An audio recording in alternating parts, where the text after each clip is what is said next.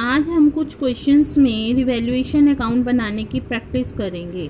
ठीक है, तो हम क्वेश्चन में से सिर्फ वही पार्ट लेंगे जो रिवैल्यूएशन बनाने अकाउंट बनाने से रिलेटेड है। आपको जैसा कि बताया गया है, रिवैल्यूएशन अकाउंट क्या होता है। ये एक नॉमिनल अकाउंट होता है।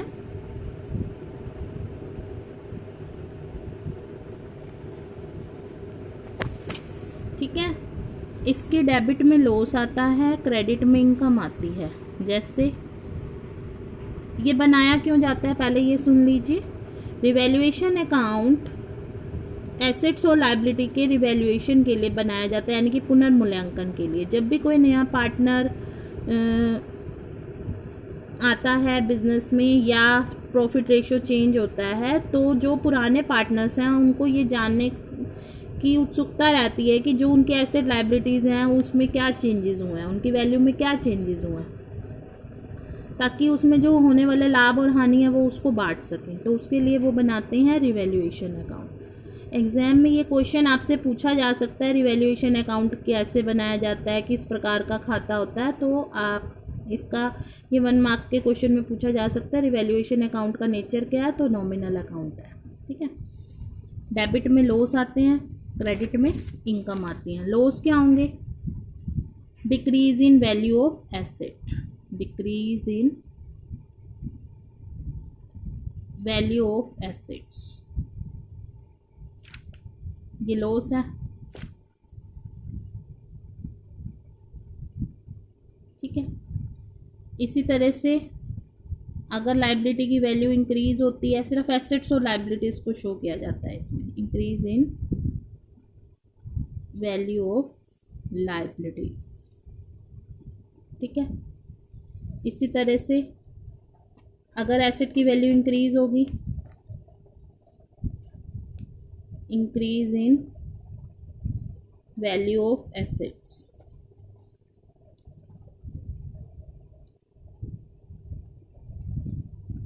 इसी तरह से decrease in value of liabilities.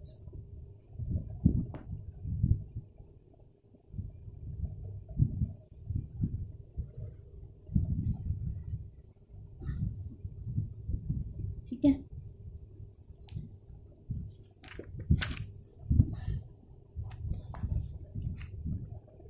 कोई एसेट की वैल्यू लिखी नहीं है, अनरिकॉर्डेड है, और अब आपको पता चला लिखना है, तो एसेट एक तरह से इंक्रीज हो गई, तो वो क्रेडिट साइड में आएगा। और इस तरह से अगर लाइबिलिटीज़ की वैल्यू, लाइबिलिटीज़ आपको पता चल गई, अनरिकॉर्डेड है आपको पता चल गई, तो वो आपका लॉस होएगा, वो इस साइड आएगा, लाइबिलिटीज़। ठीक है,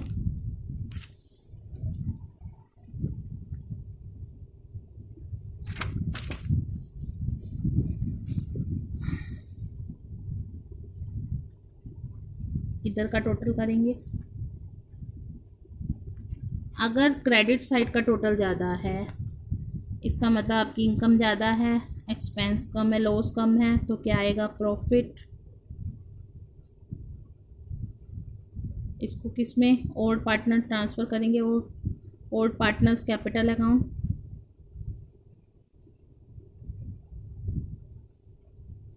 या करंट अकाउंट में।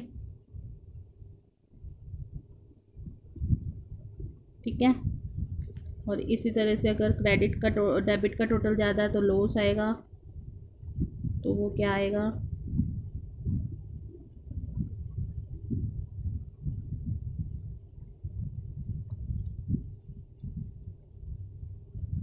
कैपिटल या करंट अकाउंट। इस तरह से ये फॉर्मेट है। अगर आपको क्वेश्चन आ जाए कैसे बनाया जाता है, तो आप ये फॉर्मेट बनाकर दिखाएंगे। ठीक है,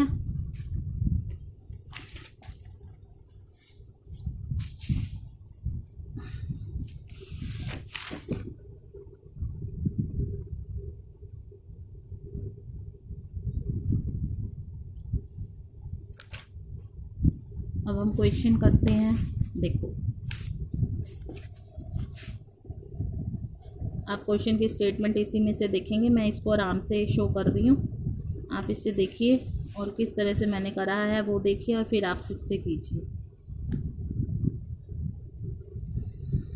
राम और श्याम मोहन का 31 मार्च 2016 को बैलेंस शीट दिया हुआ है। Ram capital, Mohan capital, P&L account, creditor, goodwill, free hold property, furniture, stock, debtor, cash. अब जो मैंने जिस पे मार्क किया हुआ है ये आपका हिस्सा है रिवैल्यूएशन अकाउंट, क्योंकि हम अभी सिर्फ रिवैल्यूएशन अकाउंट की प्रैक्टिस करेंगे, बाकी क्वेश्चन हम बाद में करेंगे। फर्नीचर पर 5% ह्रास लगाना है। ह्रास मतलब डेप्रिसिएशन। देखिए furniture is to be depreciated by, एक बात याद रखना, डेप्रिसिएटेड टू, डेप्रिसिएटेड बाय। देखो अगर आपको वर्ड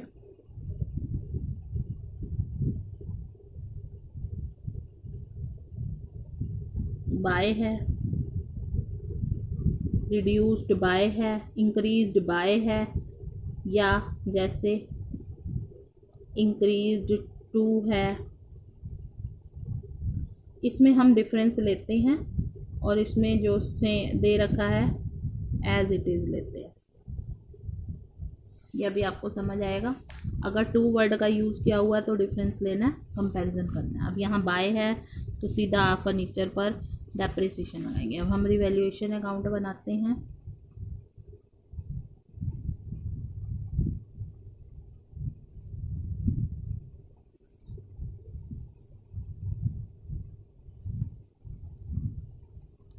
ये बनाया हमने, यहाँ लिखा रुपीस, क्रेडिट, पर्टिकुलर्स,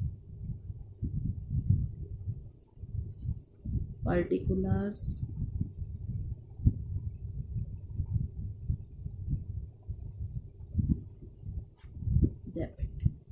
अब देखिए फर्नीचर का डेप्रिसिएशन लगाना है, यानी कि फर्नीचर की वैल्यू कम हुई, लॉस हुआ, तो हम यहाँ लिखेंगे to furniture.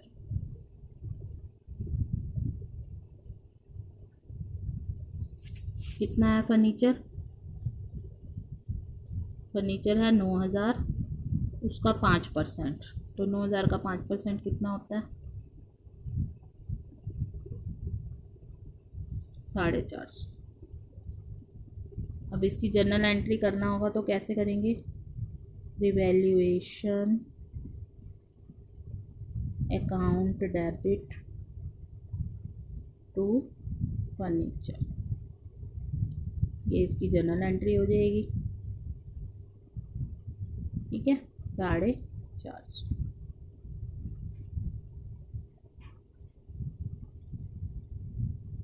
Decrease in value of furniture.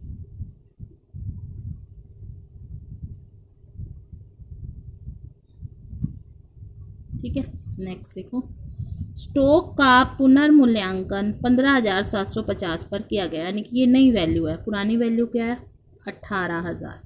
तो पहले थी देखो 18,000, अब हो गई 15,750, इसका मतलब कम हो गई। कितने से कम हुई?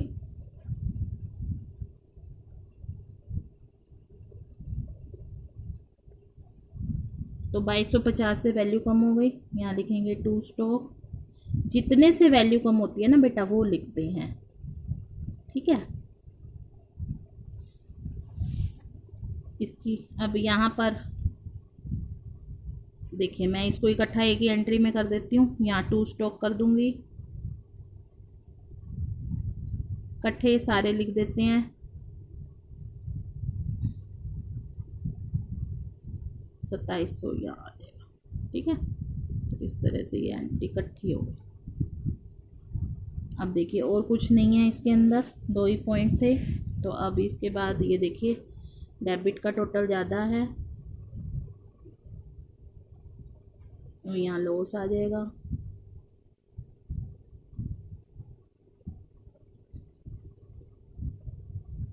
कुछ नहीं ले रखा तो कैपिटल अकाउंट में ट्रांसफ़र करेंगे।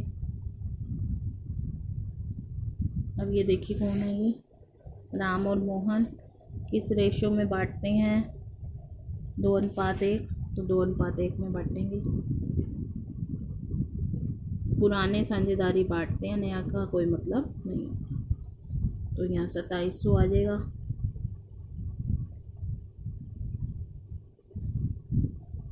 इसको बांटेंगे 2:1, 3, 3 × 27, 9 दूनी 18।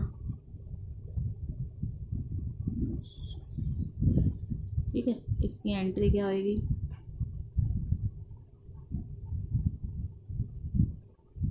राम्स। अब ये देखिए, ये रिवैल्यूएशन के क्रेडिट में है ना, इसका मतलब रिवैल्यूएशन जनरल एंट्री में रिवैल्यूएशन क्रेडिट में होगा। जिस साइड भी वो पोस्टिंग की जाती है ना, उस जनरल एंट्री में वो खाता ही उसी साइड होता है। जैसे ये डेबिट में है, पोस्टिंग में डेबिट में है, तो जनरल एंट्री में रिवैल्यूएशन डेबिट में होगा। देखिए इस तरह से जनरल एंट्री होती है। आराम्स ये आपको 11th में समझाया था। जिनकी जनरल एंट्री स्ट्रॉन्ग है वो तो समझ जाएंगे, लेकिन जिनको नहीं आता उनको बता रही हूँ मैं। मोहन्स,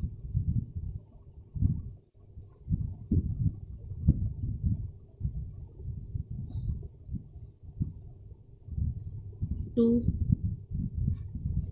रिवैल्यूएशन अकाउंट, ये आ जाएगा 1800, 900 और 27। ये आ जाएगा लॉस ट्रांसफर।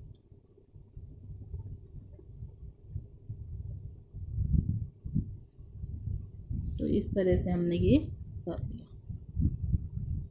नेक्स्ट क्वेश्चन देखिए,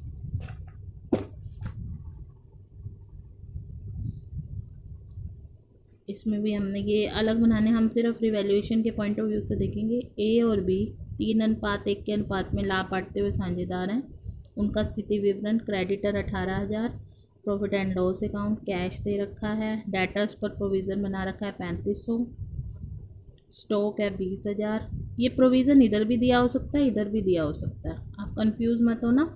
इसमें से लेस किया होगा या लायबिलिटी साइड में दिया होगा प्रोविज़न, क्योंकि वैसे ये हमारी करंट लायबिलिटी होती है। तो चाहे तो इसमें से घटा के दिखा दो, चाहे या लायबिलिटी साइड में दिखा दो, एक ही बात है। स्टॉक 20,000, फिक्सचर जो होता है 7500। ठीक है, अब ये पॉइंट्स हैं जो हमारे इससे रिलेटेड हैं। स्टॉक टू बी डिस्काउंटेड, यानी कि डिस्काउंटेड का मतलब होता है घटाया, 10% कटौती की। आयोजन को 1000 से कम किया गया। ये देखो रिड्यूस्ड बाय है ना, तो वही अमाउंट लेना है एज इट इज़ 1000। और फिक्चर्स को वैल्यू लेस किया, यानी कि फिक्चर की सारी वैल्यू 0 कर दी, यानी कि कम कर दी। स्टॉक भी कम हुआ, फिक्चर भी कम हुआ, तो डेबिट में आएगा। और ये जो है प्रोविज़न जो है रिड्यूस हो गया। प्रोविज़न हमारी लायबिलिटी होती है, लायबिलिटी कम हो जाए फ़ायदा होता है, क्रेडिट में जाएगा। बिजली के बिल पुस्तकों में नहीं लिखा हुआ, इलेक्ट्रिक रिपेयर्स, ये बिल है, आपकी लायबिलिटी है, बिल है, पेमेंट करनी है, भूल गए हो, लायबिलिटी भूल गए हो तो डेबिट में आएगी क्योंकि लॉस हो गया। क्लेम है 1500 का, ये भी आपको पे करना पड़ेगा, तो ये भी आपको लायबिलिटी हो गई, ये भी बढ़ गई, तो डेबिट में आएगा। देखिए 2017 में आया हुआ है ये क्वेश्चन सेट बी में। ठीक है, अब हम देखो कैसे बनाते हैं।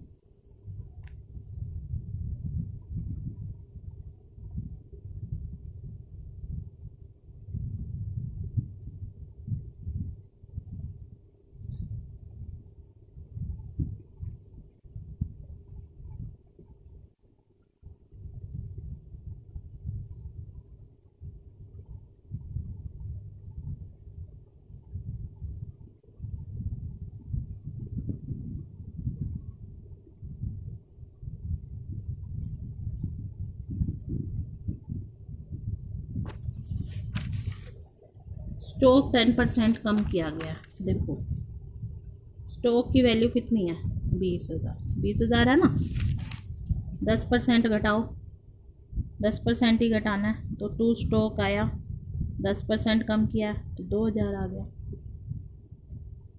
ठीक है, आयोजन 1,000 से कम किया गया,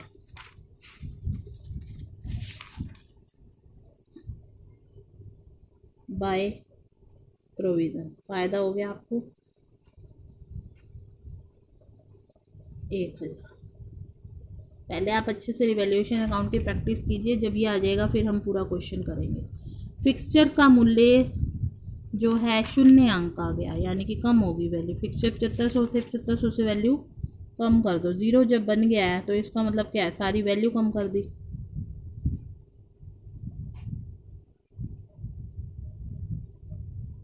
ठीक है, सारी की सारी वैल्यू डिक्रीज हो। 500 का बिल नहीं लिखा, बिल लिखो, रिपेयर बिल।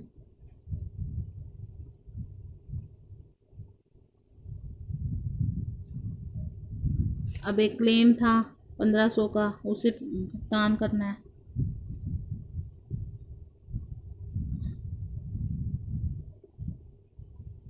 अब अगर आपको जर्नल एंट्री करनी है, आप क्या करेंगे, revaluation account debit to stock to fixture to repair bill to claim इकट्ठा, और इसके लिए करेंगे provision account debit to revaluation. ठीक है, अब देखिए इधर का टोटल ज़्यादा आ रहा है। बस आपने ये ध्यान रखना है, asset decrease liability increase, asset increase liability decrease. Asset एक समझ लो, एसेट डिक्रीज यहाँ है तो इंक्रीज यहाँ है, और लायबिलिटी का उल्टा होता है, लायबिलिटी इंक्रीज यहाँ है, डिक्रीज यहाँ है। अनरिकॉर्डेड एसेट हो तो यहाँ आएगा, अनरिकॉर्डेड लायबिलिटी हो तो ये आएगा। ये चीज़ें आपको ध्यान रखनी है, फिर उसके बाद तो आप कर ही लेंगे। ठीक है, ये पेपर में ज़रूर आएगा आपका रिवैल्यूएशन अकाउंट। मैं वही टॉपिक करा रही हूँ बेटा अभी जो इम्पॉर्टेंट हैं, और ये ज़रूर ही आने, चाहे सिलेबस कुछ भी हो सिलेबस के साथ, लेकिन ये ज़रूर आने हैं, तो इसलिए आप इनकी प्रैक्टिस कीजिए।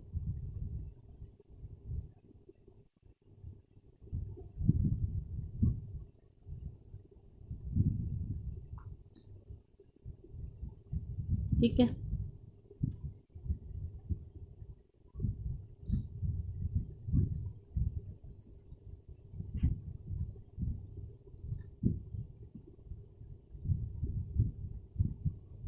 ए और बी है, 3:2 में बांटेंगे वो इसको, तो 10,500, 3:2 है तो 3/5 और 2/5,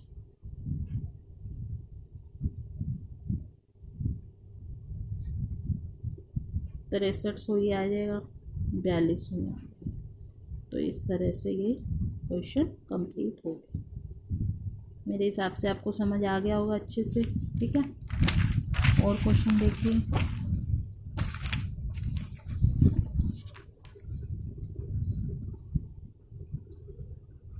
सी और डी एक फॉर्म में साझेदार हैं, 4:1 के अनुपात में बांटते हैं।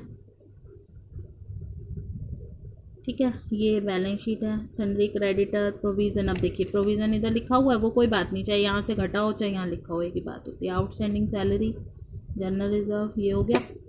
डेटर्स हो गए 36,000 के, स्टॉक 40,000 का, फर्नीचर 80,000 का, प्लांट और मशीनरी 80,000 का। 2,000 के देनदारों को डूबत ऋणों के रूप में अपलिखित किया जाएगा। देनदारों पर डूबत और संदिग्ध ऋणों के लिए 4%। ये देखो, ये written off as bad debt, ये फर्दर बैड डेट होता है, और प्रोविज़न बनाना 4%, ये न्यू प्रोविज़न होता है। तो कैसे करते थे हम, डेटर्स में से पहले फर्दर बैड डेट लेस करेंगे और फिर न्यू प्रोविज़न बनाएंगे। ठीक है, अब उसने कहा 4% बनाना है, तो अब आप देखिए डेटर्स आपको कितने दे रखे, 36,000 के।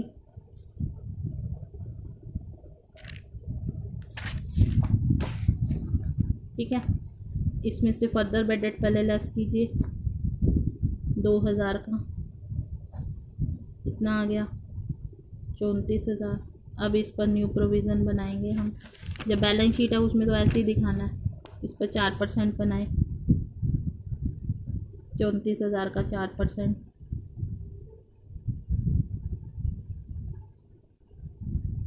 1,360। ये प्रोविज़न बनाना है। जब बैलेंस शीट नहीं बनाएंगे उसमें तो हम यही दिखाएंगे। ठीक है, ये आ गया। लेकिन अब हमने रिवैल्यूएशन में क्या करना है, देखिए ओल्ड प्रोविज़न आपको क्या दे रखा है, कैसे करते हैं हम प्रोविज़न को कंपैरिजन करते हैं। प्रोविज़न आपको दे रखा है 4,000। ये 4,000 जो प्रोविज़न हम हमेशा जो न्यू प्रोविज़न बनाते हैं बेटा, गुड डेटर्स पे बनाते हैं, ये बैड डेट्स वगैरह घटाने के बाद। अब ये जो प्रोविज़न बना ये 36,000 पे बना होगा। ठीक है, जो भी रेट से बना होगा 36,000 पे बना होगा। उस समय हमें ये पता ही नहीं था ये हमारे फर्दर बेडेट हो रहे हैं, तो बाद में डूबे। फिर उसके बाद हमें ये पता चला अब हमने प्रोविज़न तो 1360 बनाना होना, जबकि हमने बना कितना रखा है 4000। इसका मतलब हमने फालतू प्रोविज़न बना रखा है, प्रोविज़न को कम करना पड़ेगा। कितना कम करना है, देखिए 1360 घटाइए 2640, यानी कि ये हमारा प्रोविज़न जो है फालतू का बना हुआ है, ये हम हटा देंगे। जब प्रोविज़न रिड्यूस होगा इट मीन्स हमें फ़ायदा होगा, यानी कि 2640 का हमें फ़ायदा हो गया। लेकिन जो ये फ़ायदा हुआ है उसमें से ये 2000 भी तो घटाने हैं ना, क्योंकि ये तो हमने इसको वो ही नहीं करा, तो 2000 भी घटा दो। इसके बाद हमारा फ़ायदा रह गया 640, क्योंकि 4000 प्रोविज़न था, हमें बनाना है 1360, तो उस हिसाब से 2640 एक्स्ट्रा हो गए। उसमें से ये 2000 ये फर्दर बेडेट हटा दो तो बाकी 640, तो 640 का हमें फ़ायदा हुआ। अब जब हम रिवैल्यूएशन अकाउंट बनाएंगे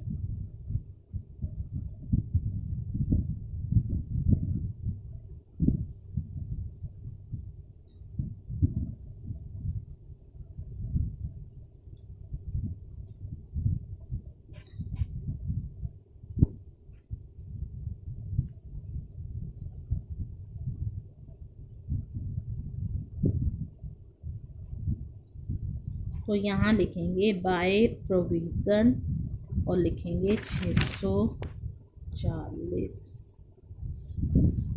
आई समझ में? तो 640 जो है हमारा यहाँ प्रोविज़न आएगा। हमने यही शो करना है, क्योंकि प्रोविज़न का है, बैड डेट का नहीं है। बैड डेट तो हमारे डेटर्स में से राइट ऑफ होंगे। आगे देखिए, स्टॉक जो है 2000 से रिड्यूस हुआ। अब बाय है तो आपको बताया था एज इट इज़ लेना, टू स्टॉक 2000। डेप्रिसिएटेड बाय 4000, क्या है डेप्रिसिएट, फर्नीचर, तो यहाँ लिखेंगे टू फर्नीचर।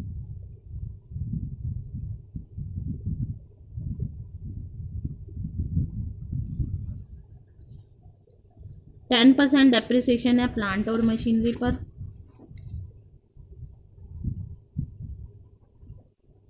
रिड्यूस हो डेप्रिसिएशन हो, दोनों का मतलब एक ही होता है।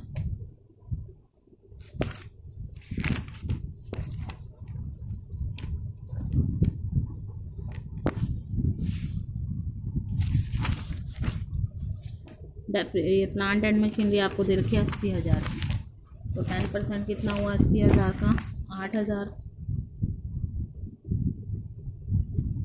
ठीक है, अब देखो इन्वेस्टमेंट 7,000 की बैलेंस शीट में नहीं दिखाई गई, लेकिन अब लेनी है आपको। तो एसेट इंक्रीज हो गया, अनरिकॉर्डेड एसेट है तो इधर लिखेंगे।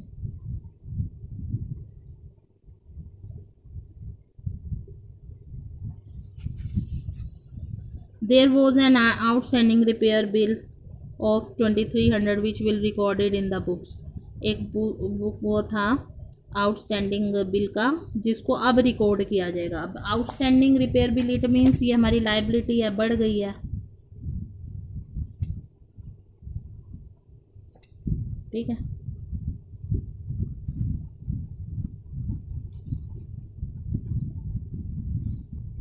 4 2 6 8 14 2 16,300।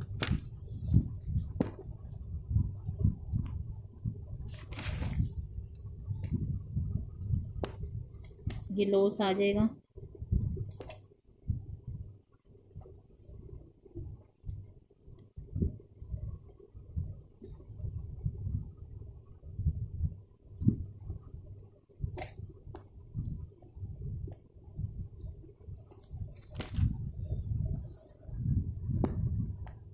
सोलह 16,300 में से 740 घटाएंगे। 10 में से 4 गया 6, 12 में से 6 गया 6, ये आ जाएगा 8660। अब ये इसको 4:1 में बांटेंगे, 4:1 में, तो ये आ जाएगा 4:1 में बांटेंगे, ये आ जाएगा 5928, 4/5 करेंगे, 1/5 1732। तो इस तरह से आपने ये कंप्लीट कर दिया।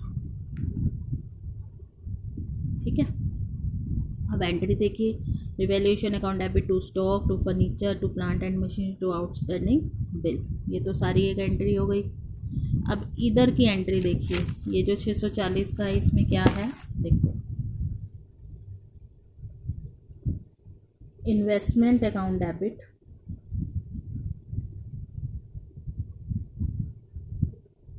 7,000 लिखा आपको।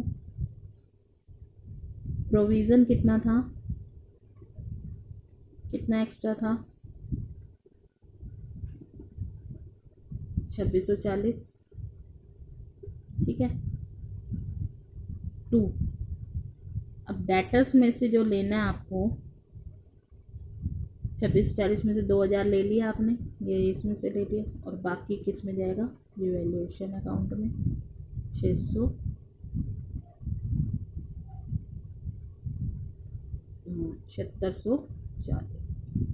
देखिए 640 ये और 7000 ये रिवैल्यूएशन अकाउंट में जाएंगे। तो ये आपने यहाँ पर 7640 ले लिया। इस एंट्री को अच्छे से नोट कर लीजिए, ये इम्पोर्टेंट एंट्री है। इस तरह से ये क्वेश्चन कंप्लीट हो गए। तो अब आप प्रैक्टिस करेंगे रिवैल्यूएशन अकाउंट की, फिर कल हम और लेकर आएंगे, थोड़े दिन आप इसी की प्रैक्टिस करेंगे।